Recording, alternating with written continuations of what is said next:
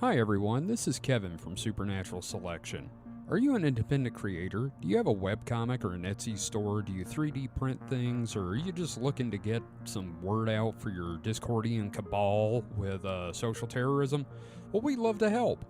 And David, I believe you've got some details about how we can help.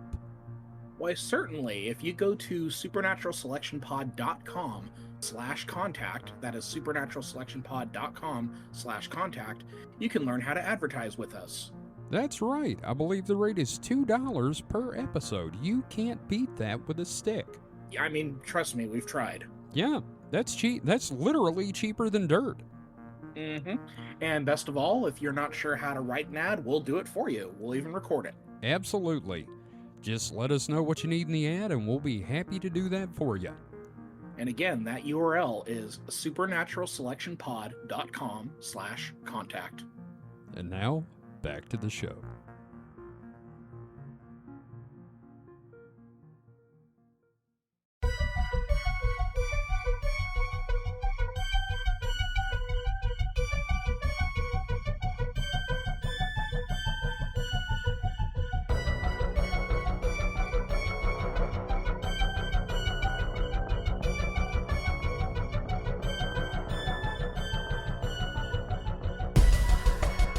I'm also like right in the middle of that, I started to yawn. I'm like, no.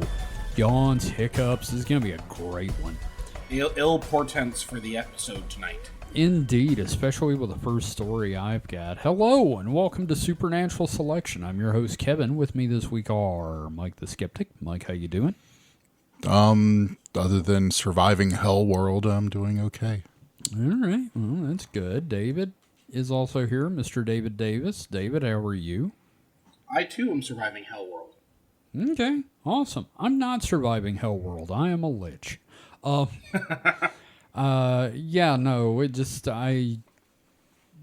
can't even say the thing I said when I came home from work today, or I will get arrested. So, it is a week in weird this week, and before we get started, I think last week's episode went over well, and I hope that if there are any magic practitioners out there, you're not angry with me. I did Come on the best. show. Come on. Yell at me on the show. We're inviting you. So, as far as I don't think we have any housekeeping to do other than join the Discord. I'm gonna be streaming a movie that Dr. Gerald Coe uploaded. It is a law enforcement guide to satanic cults. So if you want to watch that Monday, I'm gonna be streaming that. Hell yeah! So yeah, fun stuff. It will teach you how to identify the markers of a satanic cult. Mm-hmm. If you happen to be a police officer in 1989. So, anyway, like I said, it's a week in weird. And how about we do me, David, Mike this time? Sound good? Sure. Yeah. Okay, cool. So, my first article is from Newsweek. And I chose it because, Mike, you remember there was talk of them finding like a city underneath the Giza pyramids? Yeah. Yeah. Okay, so this is a follow-up to that. Giza Pyramid mystery addressed by former Egyptian official. I will give you 3 guesses who this official is. Yeah. It is arch nemesis of the podcast, Zawi Hawass. So, this article is by Marnie Rose McFall. And the article came out on March 26th. I had not heard about this article. So, Dr. Zahi Hawass, a prominent Egyptologist and former government official, has dismissed a study from a group of researchers from the Khafre Project, which claims they're in an underground city beneath the Giza Pyramid as, quote, fake news. Newsweek has reached out to Hawass via an online contact form. And son of a bitch. Look, that's how we get contacts. You don't get to do that. You have to have an agent, Hawass. Yeah, like a spokesperson or, an aide. Something. Yeah, like, isn't he employed by the Egyptian government? Not anymore, actually. Really? Yeah, no. They got rid of him, and now he sells khaki shorts at Harrods. I'm not joking. He has a brand of khaki So he doesn't Yeah. actually do anything with the pyramids officially anymore? No, he just does this. Oh, Yeah. wow. Contact form and they reached out to the spokesperson for the academic Khafre project via email for comment. A group of Italian researchers who were looking into the Giza necropolis claimed that they had discovered what they called vertical cylinders 2,000 feet below ground. The findings were made public through a scientific paper and have been widely shared online. There have been years of ongoing conspiracy theories about the pyramids. Hawass has dismissed the claims in a statement shared on his official Facebook page. The statement said that, quote, false claims regarding the Egyptian pyramids have circulated widely across the world. He describes the rumor as nothing but fabrications propagated by individuals with no expertise in ancient Egyptian civilization or the history of the pyramids. He also said that there is no scientific evidence. Hawass remarks come in response to researchers from the Khafre project who claim that they have discovered the halls of Amenti in a vast city beneath the ancient structures.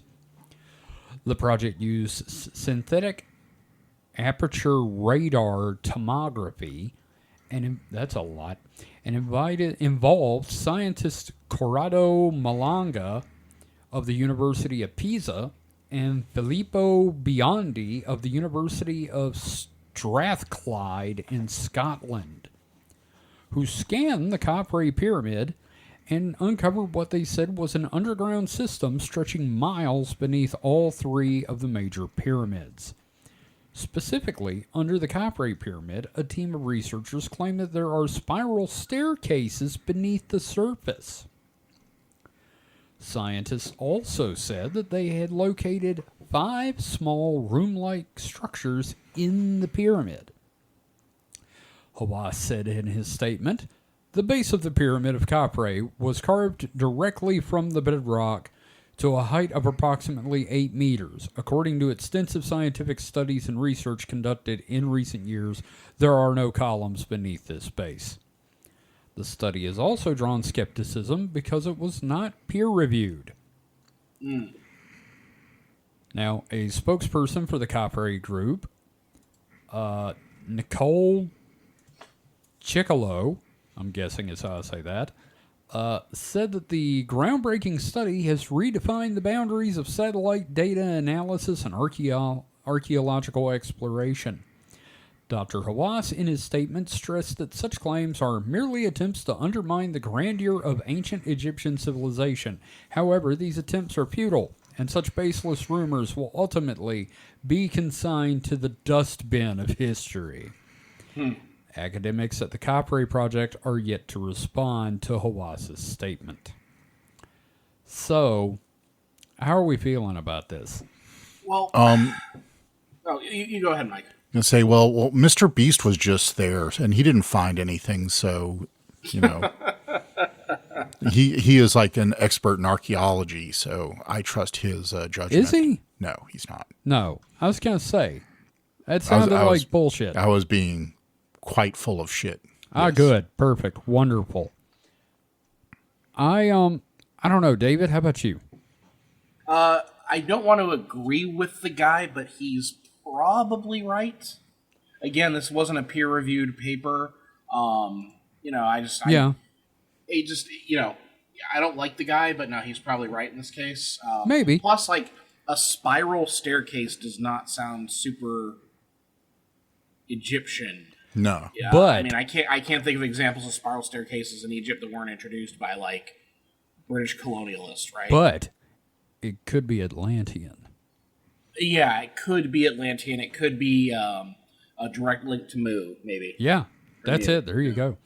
There you go. There you go. We figured it out. Yep. Again, I'm not a fan of Hawass at all.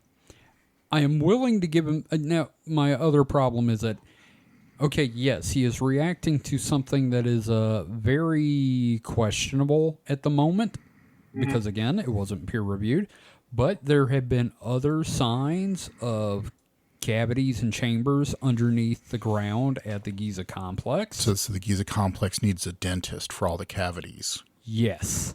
Yes. Thank you, Mike. That's terrible. Shouldn't be eating so much sugar and brushing their teeth more. Oh, God. And, but my point here is Hawass is notorious for just shooting down anything he feels is contrary to his beliefs on Egyptian culture. Yeah. Well, I mean, here's the thing. Like, he is quite knowledgeable on Egyptian culture. Yeah. Like, my issue, and I think our extended issue with him, is that he's kind of a dick. He's a dick. He's what's the term I'm looking for? Self-aggrandizing? Is that it? Yes. Yeah. And just he's got an agenda. Yeah. Had an agenda. I don't think he had much of an agenda other than to make money. Yeah. True. And, gatekeep the access to the Giza complex. It's like Gamergate, but Egypt. Help me finish the phrase. Gatekeep, Giza, and something else. Gatekeep, Giza. Yeah, because I'm doing that for that, gatekeep, gaslight, girl boss thing. I'm trying to come up with some sort of stupid Egyptian pun for that. What's a G that has to do with khaki shorts? I don't know. Dang it! No, but yeah, this bit died on the vine. That's okay. We're not on our game today. We'll figure it out later. Everybody, make a mental note. What's the next one besides? What was it again? Giza. Gatekeep, Giza. Gatekeep, Giza, gaslight, Gozer. I don't know. Gozer the Gozerian? Yes, exactly.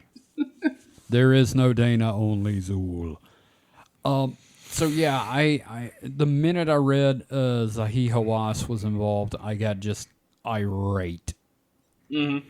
Like, I don't care if he's right. I just don't want him to be right. Do you think the khaki shorts are good? Like, they're good quality shorts? What do you think? I doubt it.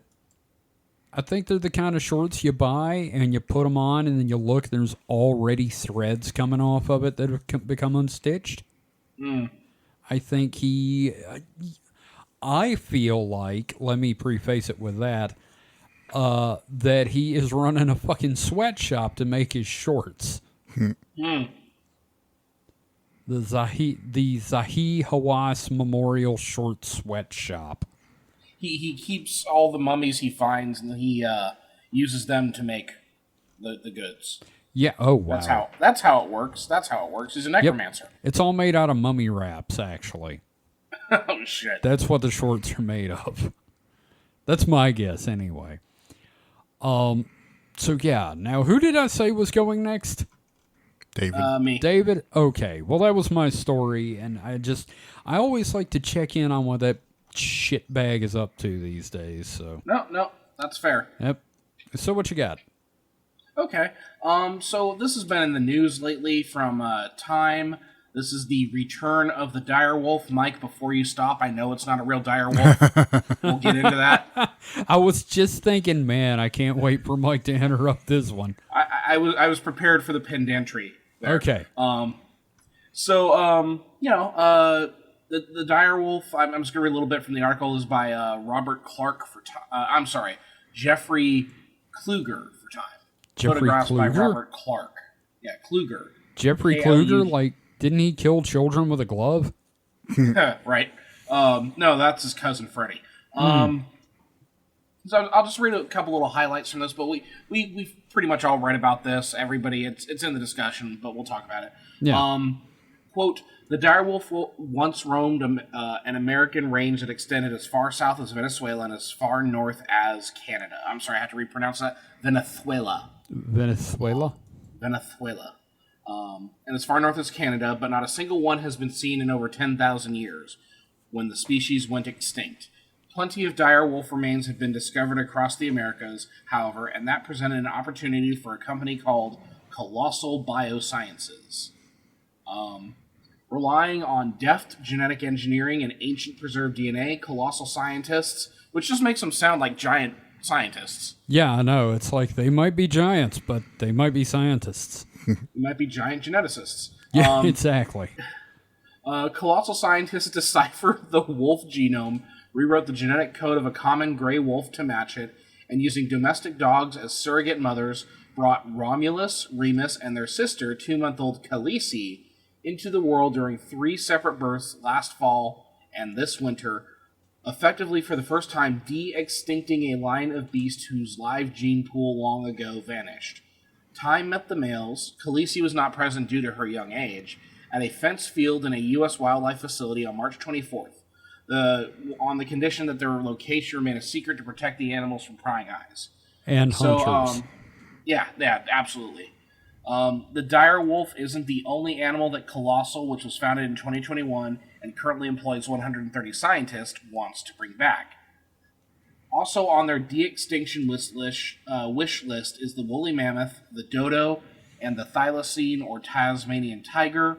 Already in March, the company surprised the scientific community with the news that it had copied mammoth DNA to create a woolly mouse, a chimeric critter with long golden coat and accelerated fat metabolism of the mammoth. Wow. Yeah. I do want to read this this intro to the article to kind of describing the wolves, because I think it's interesting. Romulus and Remus are doing what puppies do: chasing, tussling, nipping, nuzzling. But there's something very unpuppy-like about the snowy white 6-month-olds. Their size, for starters. At the young age they already measure at 4 feet long and tip the scales at 80 pounds, and can grow up to 6 feet and 150 pounds. And we want these back, do we? Then there's their behavior. An angelic exuberance puppies exhibit in the presence of humans, trotting up for hugs, belly rubs, kisses, is completely absent. They keep their distance, retreating if a person approaches. Even one of the handlers who raised them from birth can only get so close before Romulus and Remus flinch and retreat. This isn't domestic canine behavior. This is wild lupine behavior. The pups are wolves. Not only that, they're dire wolves, which means they have a cause to be lonely. Sorry, my cat wanted to act up there for a second. No, it's okay. She's hearing about wolves. That's understandable. Yeah. Those are huge. Huge. Yeah, once again, we're sure we want these back. Oh. The dodo, I get. They're delicious. But, this. Well, Kevin, just think of the wise words of, Jeff Goldblum's character in Jurassic Park. Life finds a way? No. Life finds a way. Oh, yeah. They were so wrapped up in whether they could. They didn't stop to consider whether they should. Yes. Right. Okay. I was thinking, what else did he say in that? He's always looking for a future ex-Mrs. Malcolm? Yes. That's the one. So he's got to marry a dire wolf. Okay. Yes. Yeah, but when Disneyland opened up, the pirates didn't eat the tourists. God damn it. That's my favorite quote in that movie. Is it? That's true. That's true. But, they could have done that, and Disney would have covered it up, so we'll never know. Right. Yeah. Oh, yeah, go for it. I was just going to ask now, this is a genetic impression of a dire wolf, then? So from what I've read, it's a hybrid. They were not able to find a fully intact direwolf genetic sequence. They only had bits and pieces. So they've basically gene edited gray wolves to have features of dire wolves. Okay. Which is basically, they're going to have to do for everything if they don't have a full intact genetic sequence, which is, I don't know how possible that is. Jurassic Park had the whole mosquitoes and amber thing, and I don't even know if that would preserve. Well, do you remember what they said they used? Oh, yeah, they had to fix it with the frog DNA, yes. Yeah. Which was a weird choice, but Yeah, okay. let's take an animal that's completely unrelated. Probably should have been chickens, really. Oh, that would have been fucking hilarious. But yeah. So while they, they're close-ish to dire wolves, they're basically if you had an existing dire wolf and if it was possible to breed with a gray wolf, this is what you would get. Okay, it's a hybrid. gotcha. All right. So I still question why this one, because it's like, in the future, if a scientist was like, okay, we got two choices. We can bring back this bird that they said was delicious called the chicken, or this creature that is described as having evolved later that went extinct called the screaming knife bird. Should we do that one? Well, So they've done a number of different projects like this. The Colossal also cloned like 4 red wolves. Are these the guys that made the mammoth meat and wouldn't let anyone eat it? No, that's a completely different. This is a genetic company. That's one of these synthetic meat, synthetic meat, lab grown meat companies. They're different, require completely different technologies. Gotcha. It's not like they're growing dire wolf meat and then like stitching it together to make a wolf. Mm-hmm. But so I think why the dire wolves is, one, it's a known extinct thing that they probably found genetic material for, but also probably because of the ease of hosting said because it genetically embryos. was close enough. Well, that, and think about trying to do a woolly mammoth. They're really not sure if elephants Now, are very rare and endangered, so making one carry a genetic abomination to term would be not Cool. good. Whereas this, you have plenty of wolves even in captivity. So that's a lot easier. Dodo too is also, it's a what are you gonna put that genetic material into that can what you do become a dodo? What you do is you make a woolly mammoth, and then you put the dodo inside the woolly mammoth.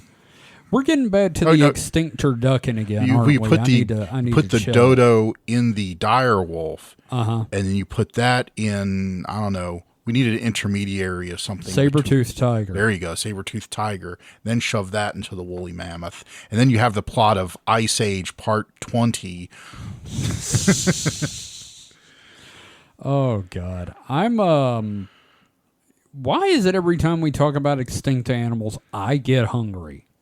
Because you're a weirdo that wants to eat extinct animals. I guess. Yeah. At least you're not getting horny. That'd be okay, worse. fair. That's like a whole different area of DeviantArt there. Yeah. I don't know what the end game is here, because are they just going to keep these things on a preserve and you can't have like a stable population. The other thing is, these were very specialized predators that were meant to take down large megafauna, right? So I don't know what the game plan is. The game plan is to make money and get investors. Yeah. Now, I will say the photo where I saw the dire wolf puppy for the first time, I was like, did it have to be George R.R. Martin holding the thing? I get it, but I don't want to get it. Yeah. I mean, like you said, they didn't sit there and think why they should do it, other than they could. It seems unfair to the species, It does. I mean, not any more unfair than keeping animals in the zoos. I guess. I mean, I think in a broader biological sense, we have animals in zoos, yes, but there's also wild populations of these animals, and they're allowed to kind of... Here we're artificially creating this genetic line that we could easily just snuff out just by not creating any more of them or allowing them to breed. And it's just, I don't know, man. It feels weird to me. I mean, yes, but like I said, it's just because they're wild ones, wild Oh. versions of ones in zoos. I mean, it doesn't change the fact Y'all. that those in the zoos are, What are they gonna sell them as dead like ends. high price pets? They can't because they just said that they don't like people. Oh, that's fair. That's fair. See, they're born smart. They're like, I don't know what Well- you are, but fuck you. Well, they're just born like wolves. I mean, wolves are the same way, but there are occasionally, so there's a certain, I guess, quality of an animal that occasionally pops up where it is not, I think it comes all down to the fear of the other that, Yeah. we as humans struggle with. And animals just, have no reason to struggle with that fear of others. It's like if something is too different from what I expect, it can just fuck right off. If I either am going to eat it or I'm going to run away from it. So, I, and, like, and so, oh, yeah, go as for you it. say, canines, I heard that they basically domesticated themselves because, some of the ones that weren't afraid of people just kind of walked up and was like, hey, what's going on here, guys? Mm-hmm. And you see that in, other animals too. Like occasionally you see, Foxes.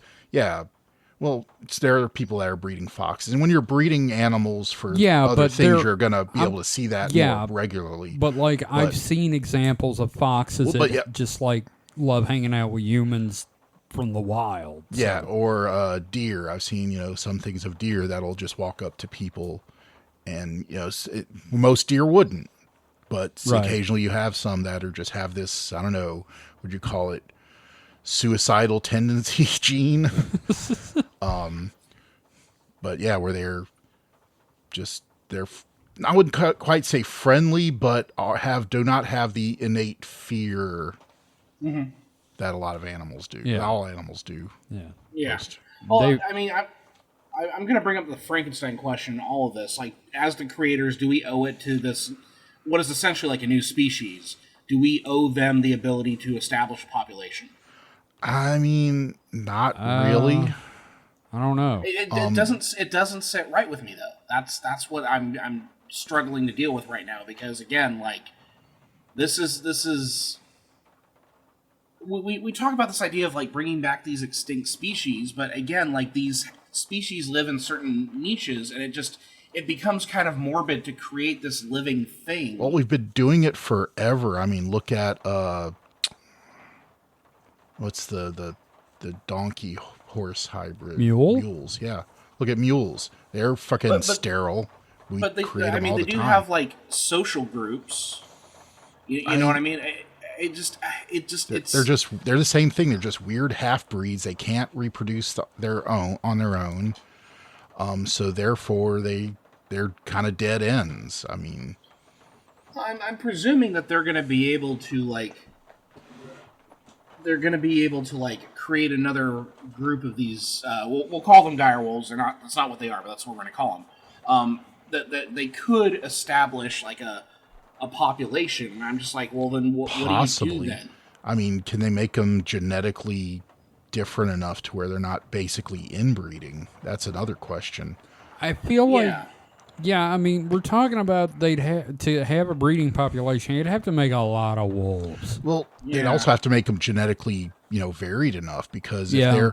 if they're like, sure, they can use different gray wolf sequences, But it's still the but same if they're dire using, wolf they're DNA. only using yeah. one dire wolf sequence. Well, then those genetic markers are going to be the same for all of them, and therefore, in those, I think I'm using this term right, alleles, the genetic, No idea.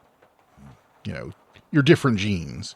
For those, if there are some, what'd you call it, bad traits that can be reinforced through inbreeding, then they would just, become, fucked up,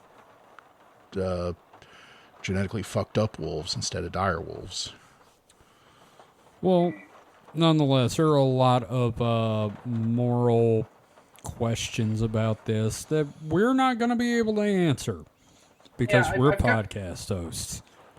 I've got a quote here from the article, which, like, it just, again, it's one of those things that just makes me feel real weird about this. This is from one of the scientists in the team. Quote, I think they are the luckiest animals ever, says Shapiro. Quote, they will live their entire life on this protected ecological preserve where they have all sorts of space. These animals were hand-reared. They're not capable of living in the world, and we want to study them for their lives and understand how these edits might have modified things that we can't predict. They're not going to be able to get a splinter without us finding out. So far, nothing is worrisome or unexpected has turned up in the wolves. It feels just so weird to me. Yeah, I mean, it's not great, but, No. this kind of stuff happens in nature, too, all the time. Like, you've heard the story of the loneliest whale. Oh, Yeah. God, that is one of the most depressing nature stories I've ever heard. So apparently, though, luckily, like, I think it found another whale that was similarly, like, affected. Are you saying they had a whale version of the Lowered Expectations sketch? Kind of. Where, found another whale that was similarly pitch shifted. Because for the audience that doesn't know about it, they found, I think it was a pilot whale or something like that.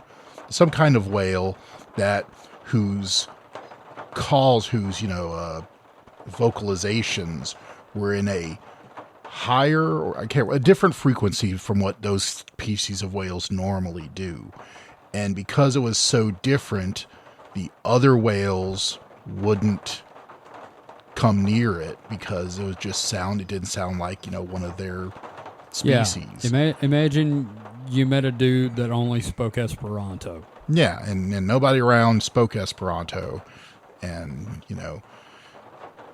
and didn't have that innate human thing of trying to understand someone, even if you can't quite. Yeah. But anyway, and so this whale was thought it was going to go its whole life without ever meeting another whale, and I'm pretty sure I'd have to look it up. I'm not going to look it up now because continue the story, but. Remind me, and I'll look that up and see if I can have an update on that, because I think I remember reading a story about it finding some friendship. Okay. But yeah, I'm like sorry. I say, I was going to say, like, I'm sorry, but this thing's still kind of getting to me because I'm not saying it's No, it shouldn't be I- worrisome. Like, it's absolutely, but I mean, it's also yeah, it wouldn't be alive if it weren't for that. So I do want to read another section here real quick. The mammoth creates even greater challenges. Elephants are exceedingly intelligent, exceedingly social creatures, gathering in herds of up to 25 individuals. Sometimes those groups combine into much larger clans of up to 1,000 animals around a vital resource like a watering hole. In the wild, the animals will travel up to 40 miles a day in search of food and water, but that's only average. Sometimes their daily wanderings may cover 125 miles. No one knows if mammoths would exhibit the same social and exploratory needs, but if they do, confining one or even a few individuals to an enclosure like the direwolves would amount to a sort of near solitary confinement. Quote, I really feel like bringing back 1 or even 5 woolly mammoths is not a good idea, says Stephen Latham, director of the Interdisciplinary Center for Bioethics at Yale University. Quote, a single woolly mammoth is not a woolly mammoth leading a woolly mammoth life with a woolly mammoth herd. And I think that's kind of getting to the heart of what's bothering me here with this. This world is not, and it's the Jurassic Park question, right? This world is not prepared. Like, the world has moved on without these creatures, these dire wolves. Yeah. And we've just brought them back, and it's like there's kind of this weird parental obligation to them that's hard to unpack. Real quick, I want to apologize to the listeners. I did not know there was going to be a thunderstorm tonight, and we're in the shack, and it's apparently hailing as well, so that is the god-awful sound you're hearing at the moment. So, apologies. I like that you describe it as a shack, because this has kind of like that kind of shack quality. The show. Yeah. Like a bunch of crazy dudes living in a shack. I like to pretend that we live in a shack somewhere in rural Mississippi, in like a bizarre Art Bell-esque, broadcasting from the shed kind of thing. Yeah. But I don't know. This whole story, it's making me feel bad about wanting to eat dodos. Yep.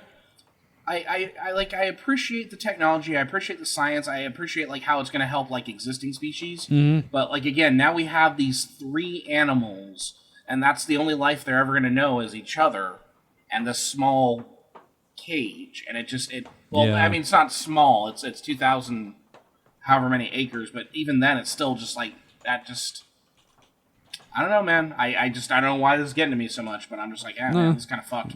I understand. Yeah.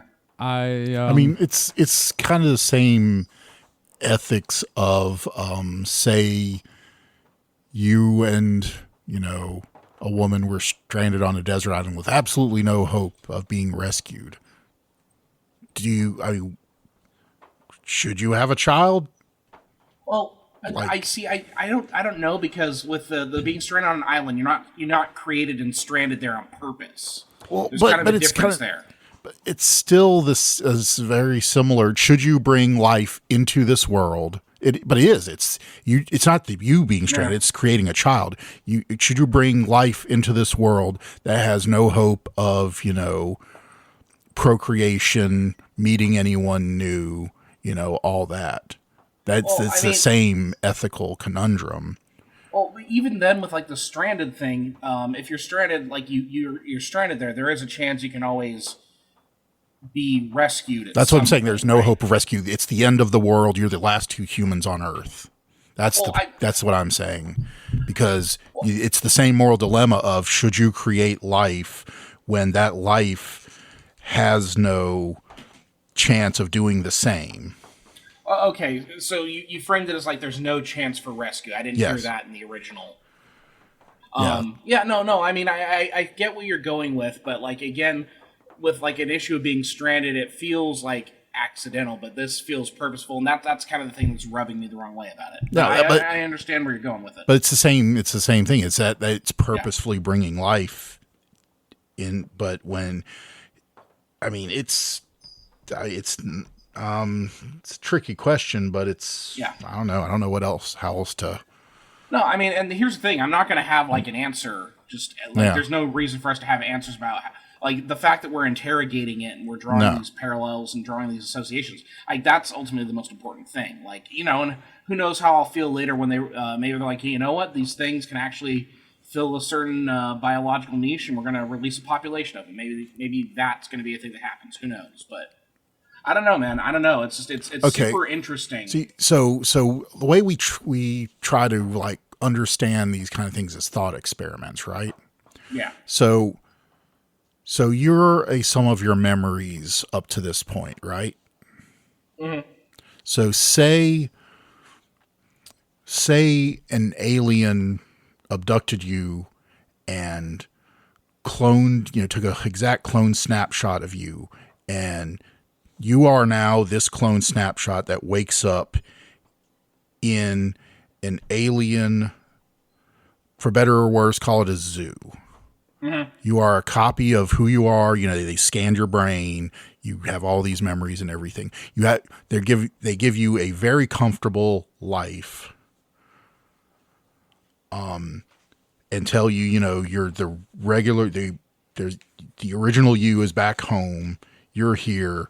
We want to, talk to you, study you, and have you help out. How would you feel about that? Well, I think that's the difference there, is because I know that they're. Well, number one, I would think about things differently because I'm a human, right? Well, yeah, I know that, but I'm just saying that's kind of the thought experiment of if these wolves could reason and think like we do, if we put ourselves in their shoes, how would we react to them? How would we react to a similar situation? Like off the cuff, my gut feeling about that is knowing that there is a larger species out there.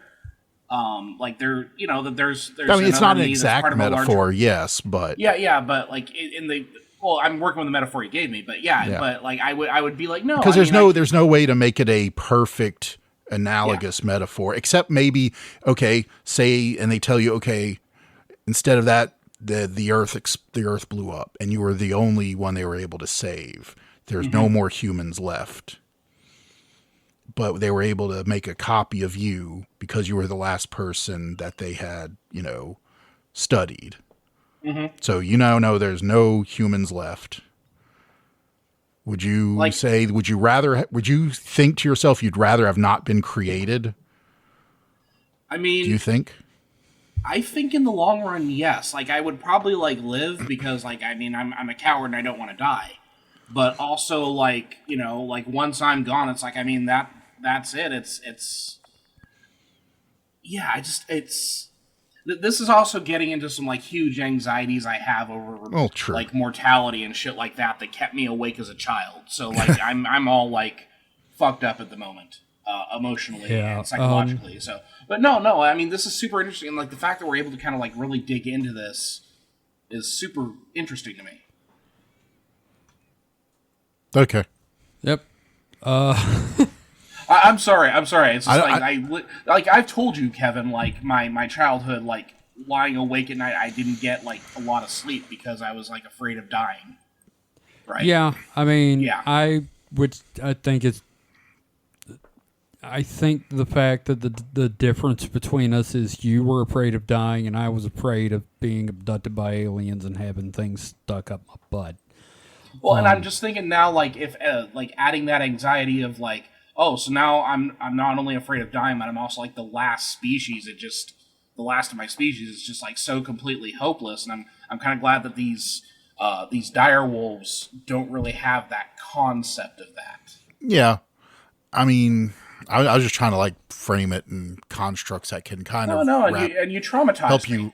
help people wrap their heads around the moralities of this. Yeah, I mean, there's going to be so much writing about this because there's so much going on. Yeah, there are a lot.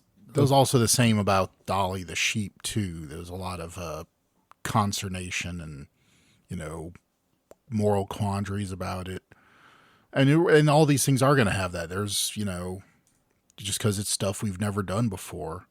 I'm sure there were moral quandaries about some of the first organ transplants. I don't know for sure, but I have the feeling that whenever there's big enough leaps in, especially, biological sciences, that just seems like something that's rife for people to question, which is a good thing. I'm not saying it's a bad thing. Mm-hmm. I'm the skeptic. I should say we should question, but I think at the end of the day, sometimes too many questions can get in the way. That sounds kind of bad. No, I get you. No, just and here's the thing about organ transplants: it's just cannibalism with extra steps. Well, yeah. Goddamn, dude. Well, look, we've talked about this for about 20 minutes. Okay. It's a good story, though. It's a good story. Yeah, and I wanted to see what Mike's story is. Okay, so have you ever heard of dire wolves? God damn it. No, I'll beat you like a fucking circus monkey. Have you ever heard of circus monkeys? Let me refill my orange water. Yeah, a dude brought the monkey in that day. That wasn't a circus monkey. It could be. You don't know if it was in the circus. No, it wasn't in the circus. It was in the dude's bedroom. Let's not go there. Which he calls the circus. Because there's always clowns with cream pies. Welcome to my bedroom, or as I like to call it, the Circus Maximus. So, I contradicted myself and looked up the whale, and God damn it, it was the 52 hertz whale. They never knew what species of whale it was. In fact, it is speculated that it possibly could be either a malformed whale or some kind of hybrid whale that, because of the hybridization, calls in a different frequency. But in 2010, they had heard multiple 52 hertz calls because this was all picked up by the Navy with their, super sensitive microphones. Now, I want to point out that this thing finally heard other whales. Now, I want you to imagine how annoying a human that hasn't seen another human in decades is and then runs up to a group of people. Now imagine that with this whale. Well, and it's also speculated it could be a deaf whale too, or deaf whales. Oh, wow. This is just so sad. Man, fuck tonight. But the whale and/or whales roam from about Alaska down to about Baja, California. in kind of a blob off the A blob. That's the official Pacific? name for a whale, right? that's the Pacific Whale Ocean, group. right? Yeah. Okay, I was making sure. I get them confused sometimes. Well, No, that's fair. That's fair. I'm not going to Yeah. judge you. You keep my economy afloat in California by buying our orange water. So look, we went to school in Mississippi, so like we've got some glaring holes in our knowledge. Oh, look, base. they taught me which was the Atlantic and the Pacific. I just can't keep it straight sometimes, all right? In fact, I had to sit there and think of the Pacific Northwest to realize the Pacific is off the Mike, West Coast. Mike, I forget left and right sometimes, so don't feel Look, bad. in Kevin, that's not that bad of a thing because in ROTC, they literally taught us to clench one of our fists to remember which was left and right because most people couldn't remember. Goddamn. So okay. my mom was in marching band in high school. She had that issue. So her band director put a sticker on her shoe to remind her which way was right, which way was left. I was really expecting her band teacher beat her with a cane pole. So I mean, it was it would have been the time for it. It would have been the 80s. Yeah. So well, Mike, what's your article, man? So I came across this story twice in two different places, and I thought it was just really interesting. But how about a tropical tree in Panama that has evolved to be struck by lightning? I saw that headline. Please explain. It's not a tree that was not known about. It's just kind of a new feature of this tree. It's the tonka bean tree. Wait, new feature like it got an upgrade? No, it's more of something we just now noticed. God dropped the patch. Trees now cast lightning.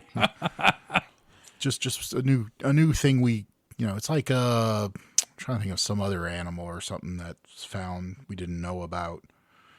It's just one of those things that we didn't notice happening. I mean, it's a like platypuses being venomous or UV glowing. Yeah. Yeah.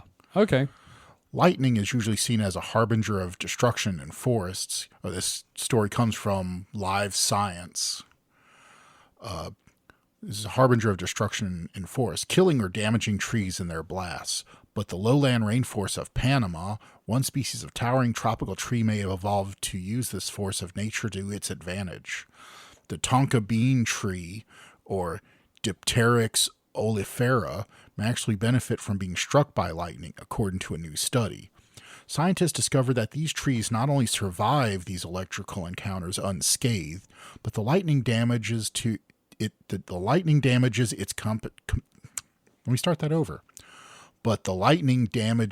its competitors and the parasitic vines that cling to tonka bean trees. The researchers published their findings March 22nd in the journal New Phytologist.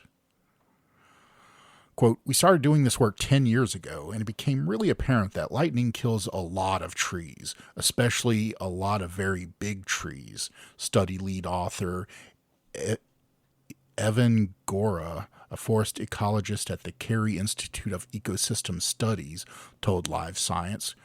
But Dipteryx oleifera consistently showed no damage, Gora said. In tropical forests, lightning is a major cause of tree mortality, especially among the largest, oldest trees that play key roles in storing carbon and supporting biodiversity. Understanding how lightning shapes forest structures and species composition could shed light on how resilient these ecosystems are in the face of climate change. But amid the destruction, the researchers noticed something surprising. One species seemed to be thriving. Using a custom-built system of electric field sensors and cameras to track strikes, researchers studied nearly 100 lightning events in Panama's Barro, Colorado Nature Monument. To track the exact points where lightning bolt struck, the scientists developed a high-resolution detection system. An antenna array placed throughout central Panama detected radio waves from lightning strikes. By analyzing the energy patterns recorded by each sensor in the array, the researchers could triangulate the strike with high accuracy. When combined with on-the-ground surveys and drone imagery, the team could pinpoint the forest area that was struck and monitor the condition of the trees over time. The researchers found that D. oleifera stood out as a species that consistently showed little to no damage after being struck by lightning. To get a longer-term picture of the effect of lightning strikes on tonka bean trees and their neighbors, the team analyzed decades worth of tree plot records. Over those 40 years, there's a quantifiable, detectable hazard of living next to Dipteryx oleifera. As a tree, you are substantially more likely to die than living when next to any of the big old large trees in that forest, Gora said. On average, each lightning strike killed more than 2.4 tons of nearby tree biomass and nearly 80% of the Linas parasitic vines that infested the tonka bean's canopy. Gore speculated that the key behind these trees' lightning resistance comes from their physical structure. Past studies suggested that the tree has high internal conductivity, enabling lightning current to flow through without building up damaging heat. Because it tends to grow large, up to 130 feet, and live for centuries, a single tonka bean tree is estimated to be struck at least 5 times after reaching maturity, with each strike helping to clear out vines and competitors, opening up the canopy to help it thrive. The researchers estimated that being struck by lightning could result in a 14-fold increase in lifetime seed production, giving the species a major reproductive advantage. Gregory Moore, a horticulturist from the University of Melbourne who is not involved in the study, said that the findings likely apply to other species as well. The sort of work could also apply to other tree-dominant plant communities such as woodlands or low woodlands where trees are widely separated, so nothing like a tropical forest, he said, adding that other tall trees are also likely target of lightning strikes. Quote, "We have known that some trees can survive multiple lightning strikes," Moore said, pointing out that some tall trees survive Australian bushfires and end up towering over their neighbors, which makes them prime targets for lightning strikes. Quote, "They're often referred to as stags because the top of the crown has been blown out, but they can survive for centuries after being hit by lightning," he said. And Gore and colleagues are now expanding their research to other forests in Africa and Southeast Asia to find out whether lightning benefits other species. So yeah. So they're grounded. So lightning trees. They're grounded. Well, all trees are grounded. These just it's a joke. These just happen to have a less resistance to electricity. Evolution's crazy, man. Yeah, it is. Like it evolves like lightning. The tree evolves the ability to be struck by lightning more frequently to clear parasites and open up some breathing room around it. That's just it's weird. Yep. Oh, and one of the other story I read also quotes different parts of the study saying that the lightning seems to also, in fact, make it produce more seeds. Interesting. So remember, kids, if you want to have children and be healthy, go get electrocuted. But don't be a direwolf. Don't be a direwolf. Just get electrocuted. Wow. Wow. Well, that's interesting. I mean, I didn't really. I don't know. That's not a thing I ever thought I'd hear. Is that a tree had developed, into a. So, what is it about the structure of the tree that allows it to not get overheated from? So it said it has high internal conductivity. So they weren't go into too much detail. I feel like that's an important detail to include in such an article. This tree has copper wires that evolved. And, if I need some money, can I grab one of those trees and pull the copper wire out of it? Yeah, I was gonna say. Recycle it? Yeah. If that doesn't work, maybe you can steal its catalytic converter. Does it collect actual minerals that make their way up into the trunk or something? I don't know, man. Yeah, I mean, I wish they did say more about it. Yeah, you're gonna have to look up part of the.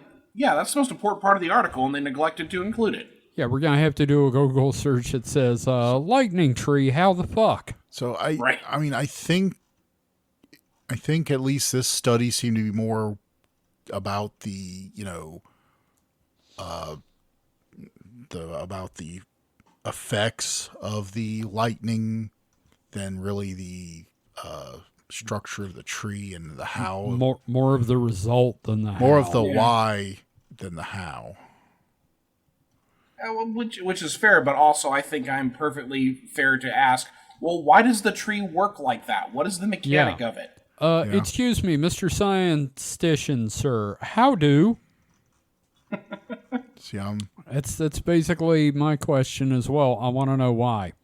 Yeah, next time we do a Week in Weird, Mike, you're going to have to figure it out. I mean, I'm looking you're at gonna have to do experiments and stuff. I'm looking at the actual article now, and there's a lot of numbers and stuff. But I'm not. It's a scientician in action. The tree's just full of numbers and shit.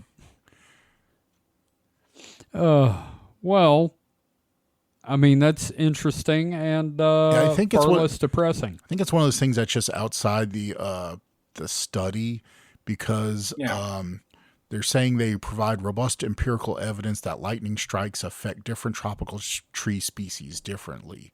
So I'm sure they probably do know, but it's just this sense, scientific papers are very narrow. So I'm sure someone will come out at some point with a, engineering type paper of, the methodology of Diopteryx or whatever the name of the tree was. I can't remember. All they have to do is put in like a footnote that says, well, we all know that these trees are full of minerals or something like that. Something. Just fuck, man. Yep. Well, how about we take a break? Mm-hmm. And when we come back, we'll do our last round of stories, and then I got a feature for us. Ooh, boy. And Mike can do Meatloaf. Not the singer. Yeah, ooh. Mike, would you do anything? I would do anything for love, but I wouldn't do Meatloaf. Fair enough. All right. Well, that being said, we will be right back after this. I know somebody that would do Meatloaf, though. Yes. Yes, he would.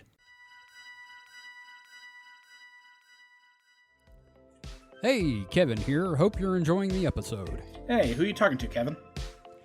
Listeners of our shows. I also want to let them know that if they're enjoying what we've been doing, they can support us on Patreon. Oh, Patreon. Were you going to tell them about the early episodes? Also, Patreon-exclusive episodes that can be found there, too? Well, yeah, I was going to do the whole yeah, and then there's the other cool stuff, including art, merch for subscribers, like tote bags, hoodies, shirts, mugs. Yeah, and can you believe people could support us for only $5 a month? You're definitely going to mention that, too, right? I was. Support Supernatural Selection and the Distraction Hole on Patreon for as little as $5 a month. Visit patreon.supernaturalselectionpod.com to learn more and get started today. All right, we're back. And so my next article, during the break, I was telling David I had a lot of options for articles, and one of the ones that I saved to read the title of that I decided not to do was Hot Wifing is a Bizarre New Sex Trend, but couples swear it's saving their marriages.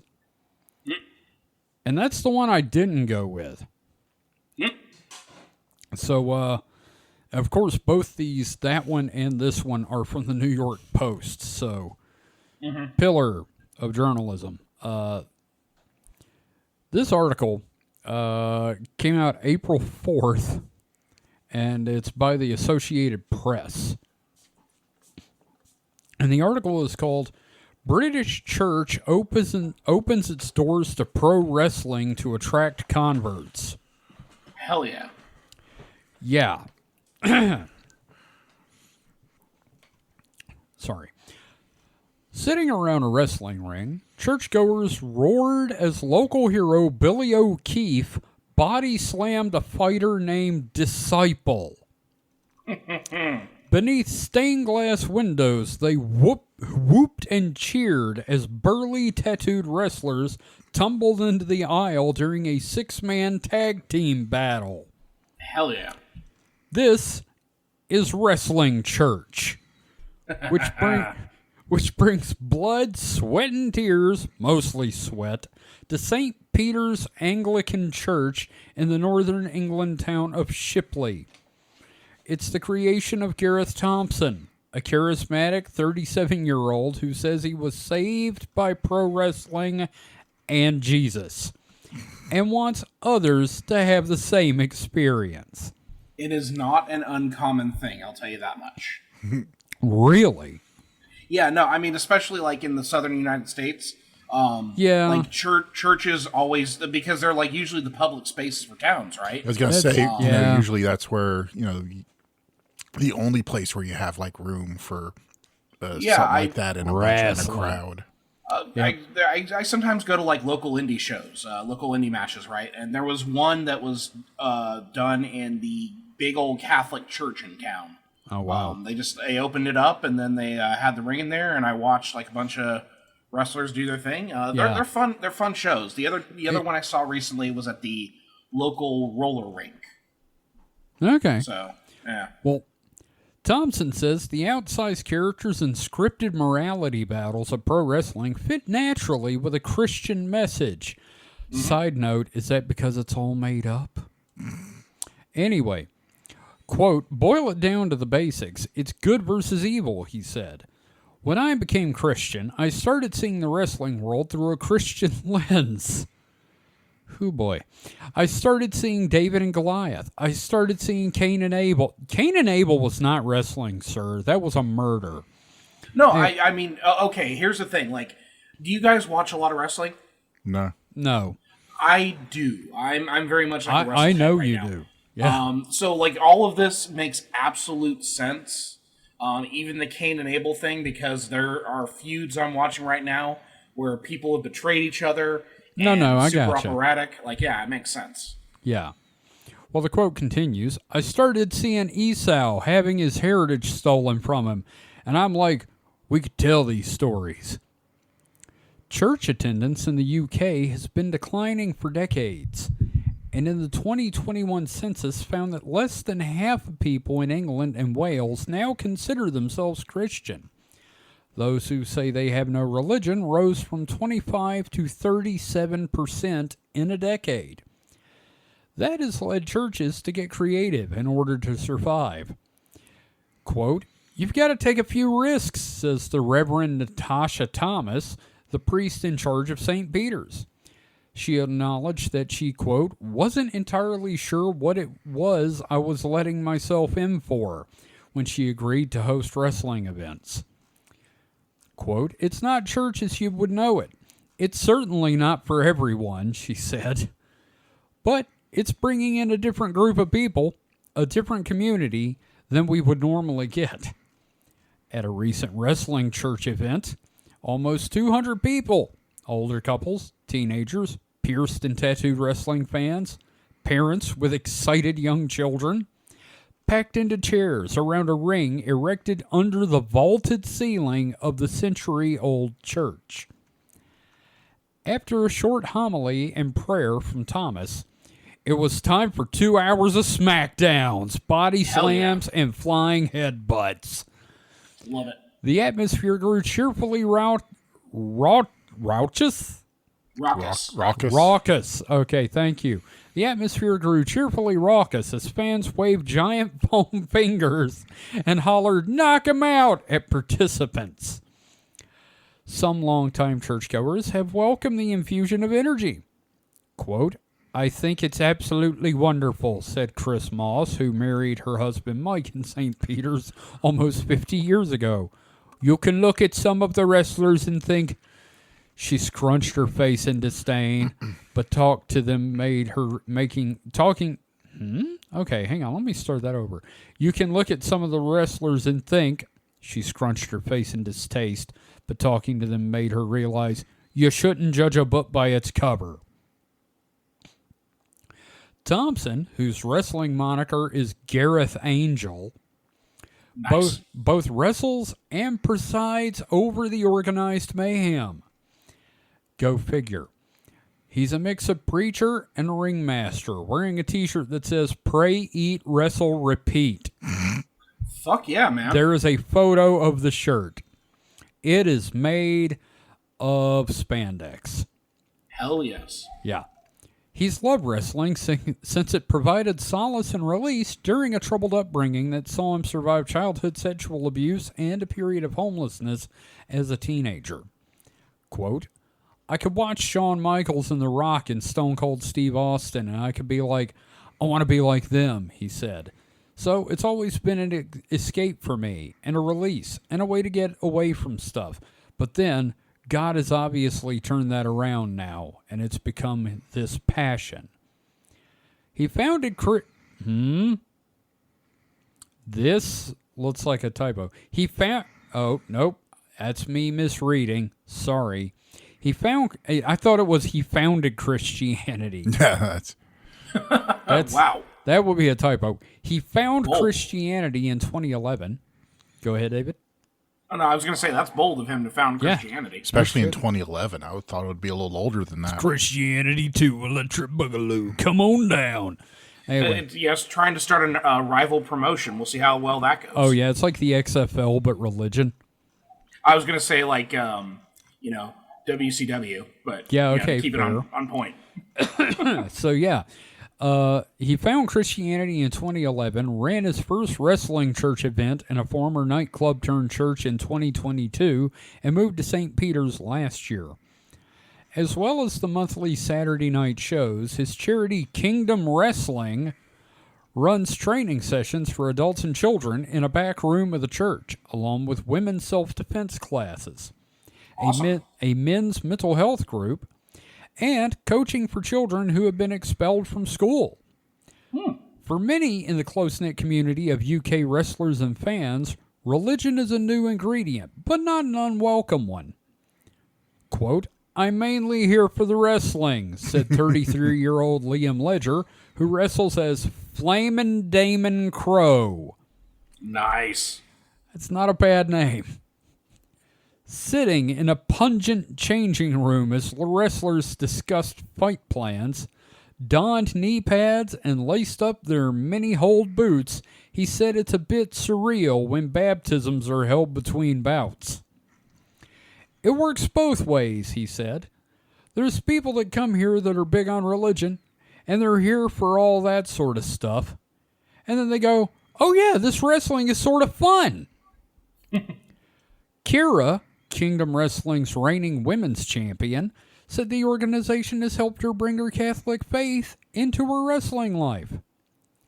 "It's thanks to Kingdom Wrestling that I've had the confidence to pray in the locker room now before matches," said Kira, 26, known outside the ring as Stephanie Sid. "I invite my opponent to pray with me.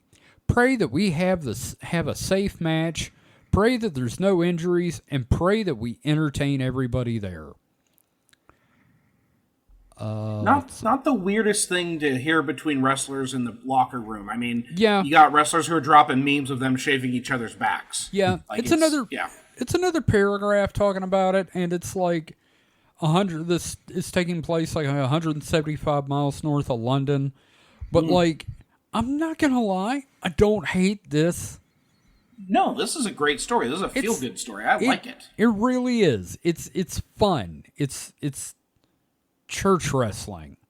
Like I've been dying to talk about wrestling a little bit on the distraction hole. Yeah. Because I've been having a blast with AEW every week. I've got like 2 shows to watch a week, and it's been great. And I'm like really getting into it. Yeah. They actually came down to Oceanside, and I was intending to go see them, but I didn't have the money at the time. But next time they're in the area, I'm definitely gonna go watch. There you go. Yeah. Mike, how do you feel about church wrestling? I know it's two things you're not fond of, but I don't really have a problem with it, but it does remind me of being in high school. Oh God! They would frequently have things come like the power team. The power team, yes. Mm-hmm. That's they perform feats of strength granted by God. Well, of course in the like presentation they gave during the school day, there was a very minimal, reference to God. It was mostly, them like ripping a phone book and, talking about kind of like self-help stuff, about the, self-help benefits of like being in shape and all that stuff. But I didn't go to the night one, but I heard later that, the night one is basically just, Jesus' sermon when ripping phone books. Ripping phone books. It's literally... It literally sounds like a scene in The Righteous Gemstones. But yeah, there was several of those. Like I remember, so this is kind of it's a weird story for me, but so there was another presentation at school. If this is the music one, the music one. We've talked about it. You have talked about it? Okay. Oh yeah, we've talked about it. I can't remember, but yeah, it was so I won't go into too much detail, but yeah, they did this thing. It was all just singing, kind of pop songs and stuff with a bunch of like choral music kids. I was like, oh, and then we went to the actual thing at night, and it was, Jesus wants us to sing these songs for you. To bring you to his light. Yeah. And I was like, oh, I'm so sorry. Yeah, that's the one you dragged me to. And Kevin was, has always been the more religious of us, too. And you know what? I think that put me on the path of where I am now, which is Discordianism. But yeah, so the Jesus wrestling was like, I mean, I wouldn't be, you know what? At least they're upfront about the whole thing. Yeah, true. I mean, as long as, between rounds they aren't like preaching. They are. That's kind of the point.